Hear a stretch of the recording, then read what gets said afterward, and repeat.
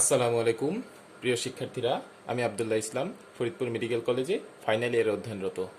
আমাদের আজকের ভিডিওটা এইচএসসি 2024 ব্যাচের শিক্ষার্থীদের জন্য। তোমাদের এইচএসসি পরীক্ষা ইতিমধ্যে শুরু হয়ে গিয়েছে। আমি আশা করি তোমাদের সকলের পরীক্ষা খুব ভালো হচ্ছে। তোমাদের পরীক্ষাগুলোর মাঝে প্রত্যেক পরীক্ষার মাঝেই কম বেশি কিছু না কিছু ছুটি আছে। কিছু কিছু পরীক্ষার মাঝে ছুটি একটু কম, কিছু কিছু পরীক্ষার মাঝে ছুটি একটু বেশি। তো আমরা আজকে আলোচনা করব যে কিভাবে পরীক্ষার মাঝের এই সময়গুলোকে তুমি সঠিকভাবে কাজে লাগিয়ে পরীক্ষার ফলে বিরাট এক পরিবর্তন নিয়ে আসতে পারো, তোমার পরীক্ষার ফল অনেক ভালো করতে পারো। তো চলো আমরা শুরু করি।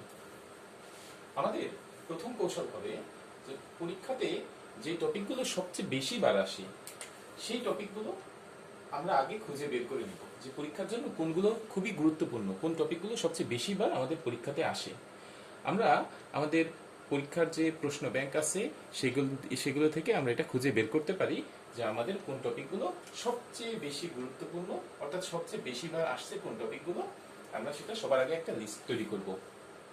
তাহলে দেখব যে কোনো একটা চ্যাপ্টারের অনেক বড় পড়া খুব সীমিত হয়ে যাবে। দেখা যাচ্ছে যে কোনো একটা চ্যাপ্টার থেকে মাত্র 3টা বা 4টা টপিক থেকে বেশিরভাগ ক্ষেত্রে কোশ্চেন বারবার করে আসছে। তো সেগুলো সবার আগে আমরা খুঁজে বের করব। তারপরে আমাদের দ্বিতীয় কাজ হচ্ছে, আমি খেয়াল করব যে আমার এই যে 3টা বা 4টা টপিক, এই 3টা বা 4টা টপিকের মধ্যে আমি কয়টা টপিক খুব ভালোভাবে পারি, এইটা আমি আগে খুঁজে বের করব।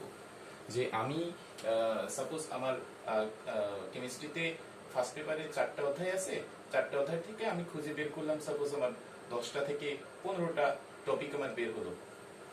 আমি এই 10টা থেকে 15টা টপিকের মধ্যে আমি কতগুলো টপিক খুব ভালোভাবে পারি এটা আমি খুঁজে বের করব। আমি ধরি যে আমি প্রত্যেক অধ্যায় থেকে 4টা অধ্যায়ের মধ্যে আমি 3টা অধ্যায় খুব ভালো পারি, তার মধ্যে থেকে আমি হয়তো 7টা বা 8টা টপিক আমি খুব ভালো করে পারি। এটা আমি সবার আগে খুঁজে বের করে নিব। তারপরে আমার কাজ থাকবে যে যেই টপিকগুলো আমি খুব ভালোভাবে পারি সেগুলো আরো ভালোভাবে প্র্যাকটিস করা, যেন পরীক্ষাতে আমার সেখান থেকে কোশ্চেন আসলে আমার কখনোই ভুল না হয়। তৃতীয় কৌশল তোমাদের জন্য থাকবে যে এর পরে যেই টপিকগুলো আমার বাদ থাকছে, যেগুলো সম্পর্কে আমার একটু কম জানা আছে বা একেবারেই জানা নাই, যেগুলো সম্পর্কে কম জানা আছে সেগুলো সম্পর্কে আমি বেশি সময় তার পিছনে নষ্ট করব না। কারণ কম জানা টপিকটাকে যদি আমি এখন ভালোভাবে জানতে চাই তাহলে আমার যে পরিমাণ সময় লাগবে সেই পরিমাণ সময় আমার হাতে নেই। তাহলে আমার কাজ থাকবে যে যেগুলো আমি খুব ভালো করে পারি সেই টপিকগুলো আমি খুব বেশিবার প্র্যাকটিস করব, এবং যেগুলো আমার কম জানা আছে বা একেবারেই জানা নাই, যেগুলো কম জানা তার পিছনে খুব কম সময় দিব, এবং যেগুলো একেবারেই জানা নাই সেগুলোর পিছনে আমরা একেবারেই সময় নষ্ট করব না।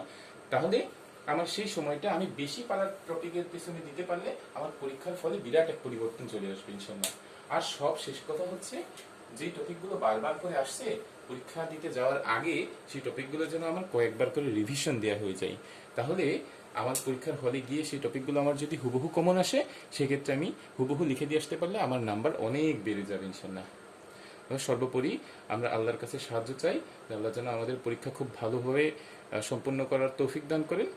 তো সকলের জন্য শুভকামনা এবং সকলের জন্য অনেক দোয়া, সকলের পরীক্ষা ভালো হোক। আসসালামু আলাইকুম।